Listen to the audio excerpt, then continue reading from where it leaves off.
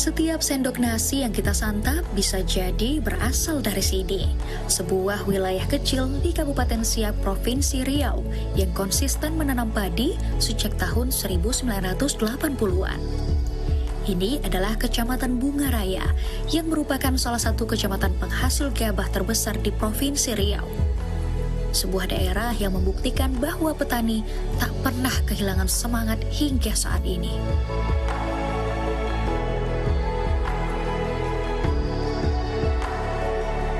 Pusat perkembangan pangan semua padi di Kabupaten Siak ini mengalami perkembangan peningkatan dari masa ke masa gitu, Bu. Yang dulunya dengan pola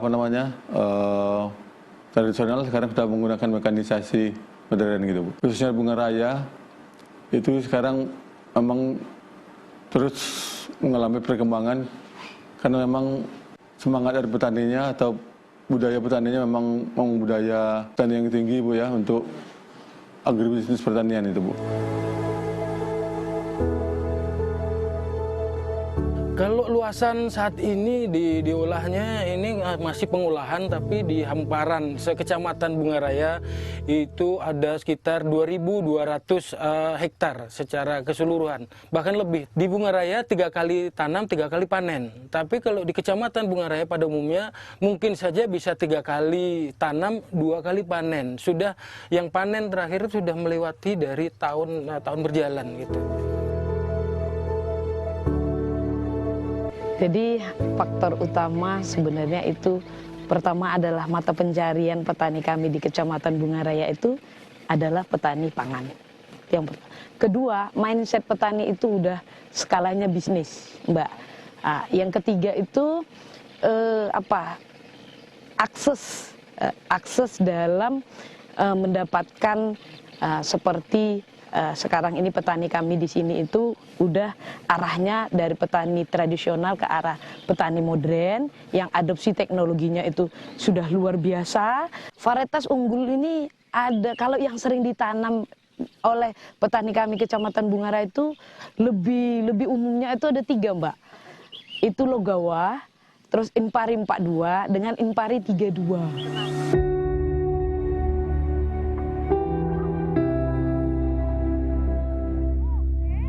Lebih dari 4 dekade lalu, masyarakat Bungaraya mulai menggarap lahan sawah dengan luas sekitar 2.200 hektar. Mereka menanam padi sebagai pilihan hidup. Saat itu belum ada mesin, belum ada bantuan modern, semuanya serba manual. Di tanah subur Bungaraya, petani-petani di sini tak pernah berhenti menanam harapan dan menyimpan kisah tentang peluh, ketekunan, dan keyakinan.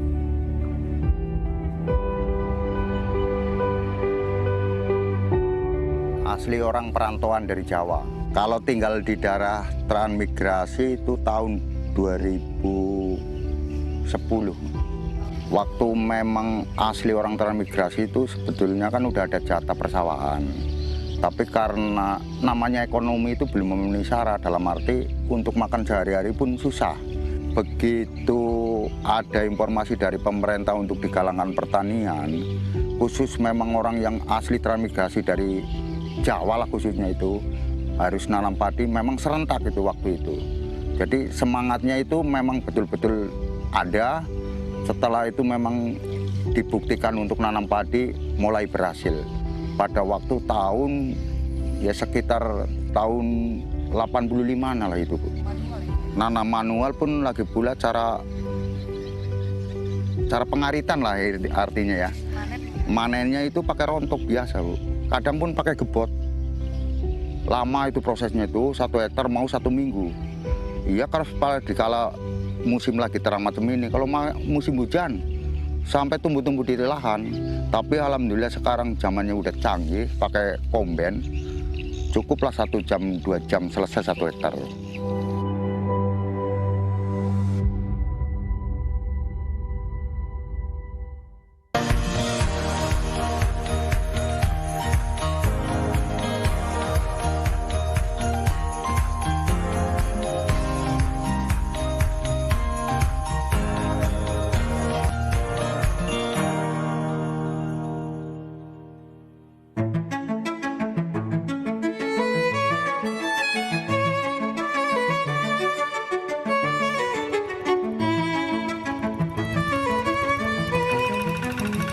pertanian di Bungaraya tak lagi identik dengan lumpur dan kerja berat.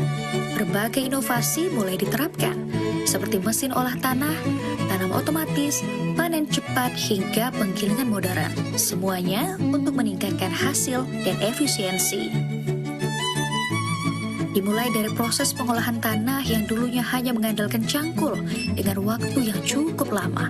Kini telah menggunakan hand traktor dan John Deere traktor.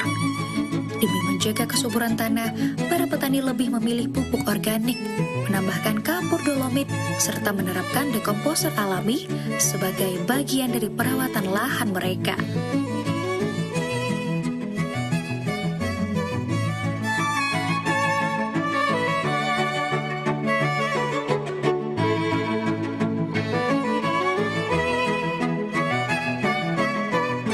Penggunaan alat mesin pertanian, Mbak. Jadi di sini sudah menggunakan, itu kan mempengaruhi karena pengolahannya seperti kita lihat di belakang, ada pengolahan roda 4 yaitu John Deere. Itu juga mempengaruhi, Mbak, karena pengolahannya sempurna.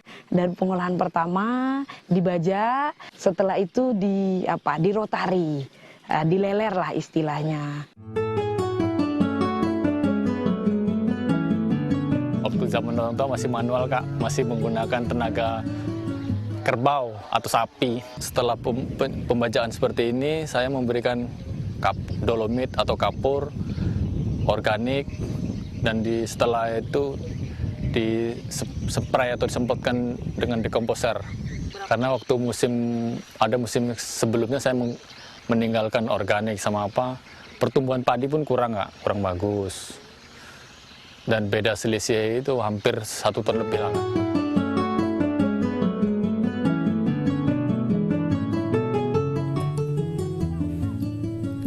Jelang musim tanam, para petani pun bersiap. Bibit disemai dengan telatan atau menyiapkan benih yang langsung ditanam ke sawah. Untuk mempercepat waktu penanaman padi, para petani berinovasi menggunakan atabela atau alat tanam benih langsung yang dirancang sederhana untuk menanam benih padi langsung ke sawah tanpa perlu melalui tahap persemaian. Selain itu, para petani juga menggunakan mesin tanam padi otomatis dan canggih, yaitu Restlandsplanter, menggantikan tangan-tangan yang dulu menanam satu persatu.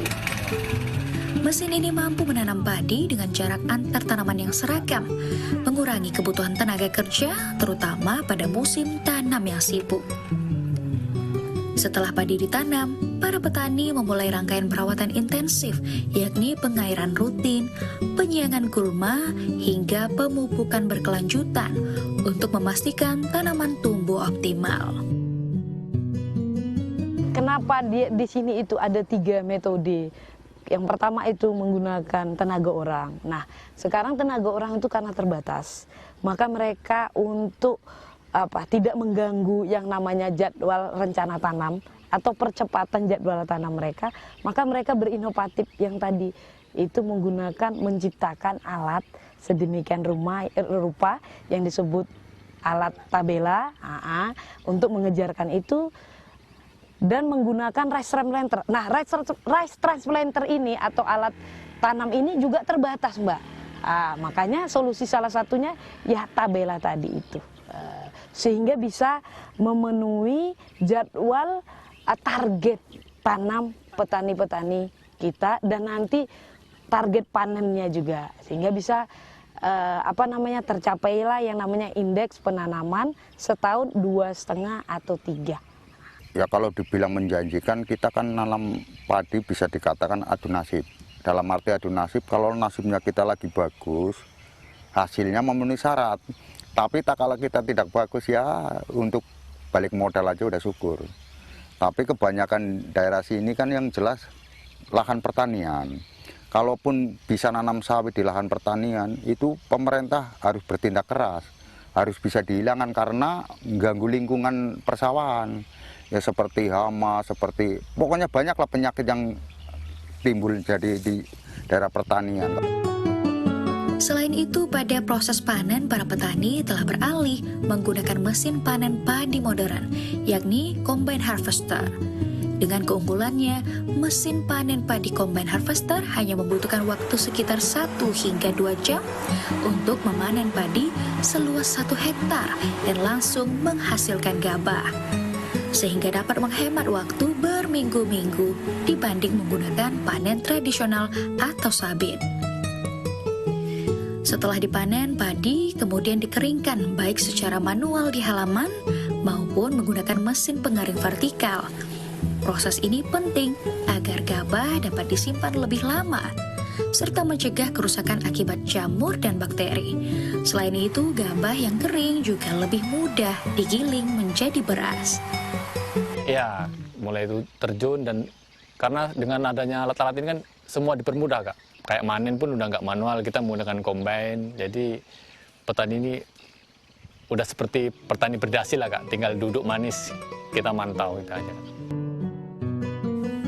Proses penggilingan padi di daerah ini dengan menggunakan mesin huller atau rice huller, yakni proses pemisahan kulit gabah dari butiran padi. Salah satunya menggunakan mesin penggilingan Sentra Pelayanan Pertanian Padi Terpadu SP3T, berlokasi di sekitaran pertanian padi Bungaraya.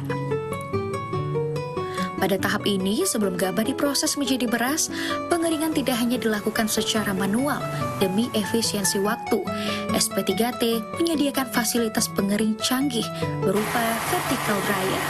Alat ini mampu mengeringkan hingga 10 ton gabah sekaligus, hanya dalam waktu 14 hingga 16 jam saja. Dalam proses penyerapan, Bulog cabang Bengkalis yang memiliki gudang tisian siap menyerap gabah hasil panen petani setempat sesuai dengan harga pembelian pemerintah atau HPP.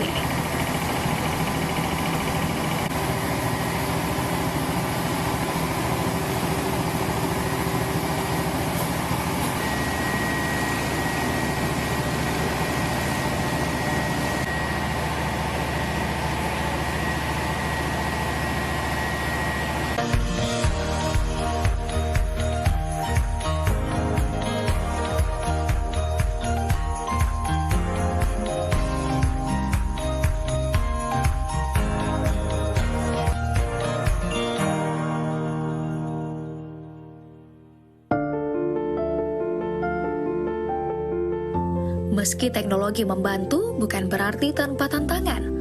Petani di Bungaraya tetap bergelut dengan cuaca tak menentu, serangan hama, perairan sawah, dan harga gabah yang fluktuatif.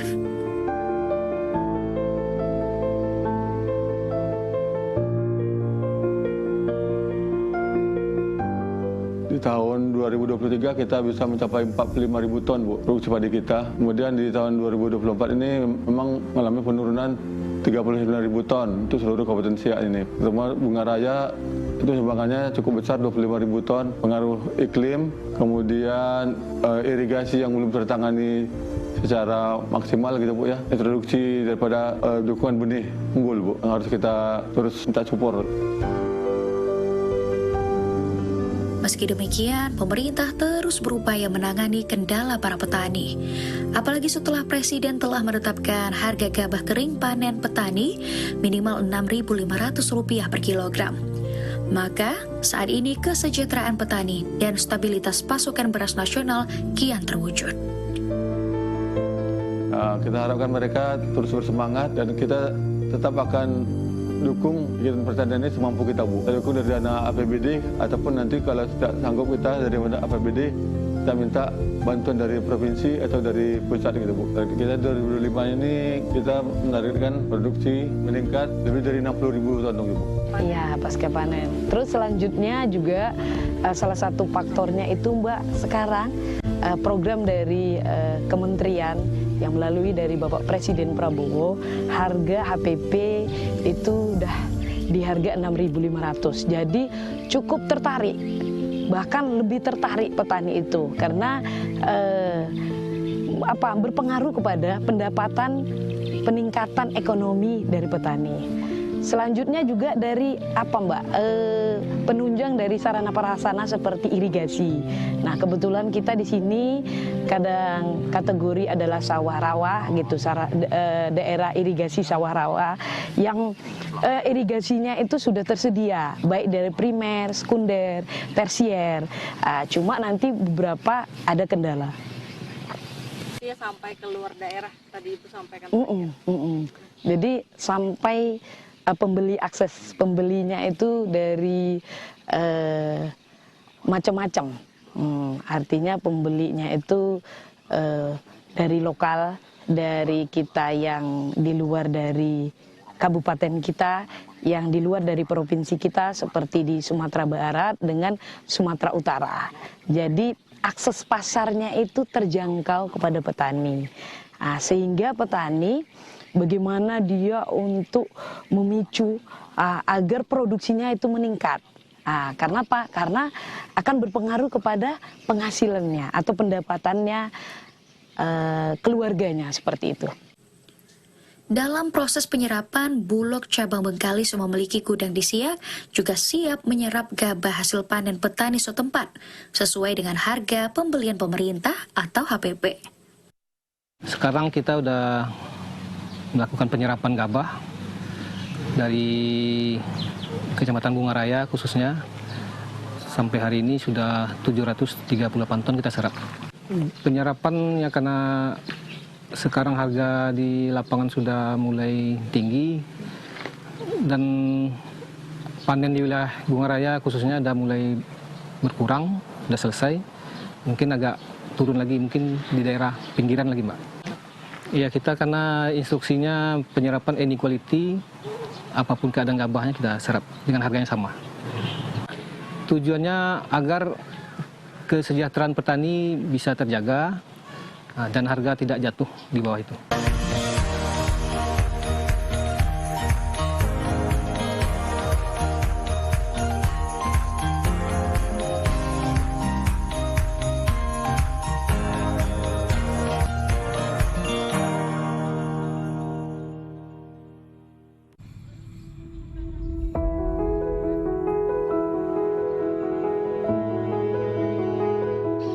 Kalau harapan ke depan sih, kalau bisa seperti ini Kak, mana tahu bisa berlebih ya dilanjut lebih tinggikan lagi Kak. Tapi kalau petani Kak, petani bunga padi ini berharap jangan pecah di angka 6.000 aja sih Kak. Itu udah, kalau 6,5 itu kan termasuk udah bagus Kak. Apalagi dengan persaingan pebisnis sekarang membeli padi udah di angka 68, 69 itu ya sangat membantu petani Kak. Kalau bisa harapan ke depan ya itulah hasil panen padi khususnya, kalau bisa jangan sampai turun harga. Karena dari awal pupuk aja udah tinggi harganya. Ya memang sebagian dari subsidi. Tapi namanya orang kepengen ningkat kan tetap harus dibantu sama pupuk lain. Kalau bisa ya harga padi jangan sampai turun lah. Kalau bisa naik, jadi petani semangat. Pemerintah harus betul-betul nyepot selalu. Jangan sampai diabaikan, artinya wah Bungaraya udah maju pertanian dibiarkan, jangan. Harus penilaian harus ada terus. Jadi penyemangat harus ada lah yang jelas. Terima kasih lah yang jelas sama pemerintah Pak Presiden Prabowo. Artinya harga padi ini udah dikunci. Jadi petani Bungaraya khususnya Kabupaten Siak semangat Bu. Ayo generasi petani muda untuk tetap menanam padi untuk menjaga ketahanan pangan Indonesia. Yang ditanam hari ini bukan hanya padi, tetapi harapan untuk masa depan, untuk anak-anak petani agar tumbuh bangga pada tanahnya, untuk negeri yang tak lagi takut akan kekurangan pangan, dan untuk meneruskan tunas yang tak pernah layu, pertanian padi yang terus hidup dan memberi.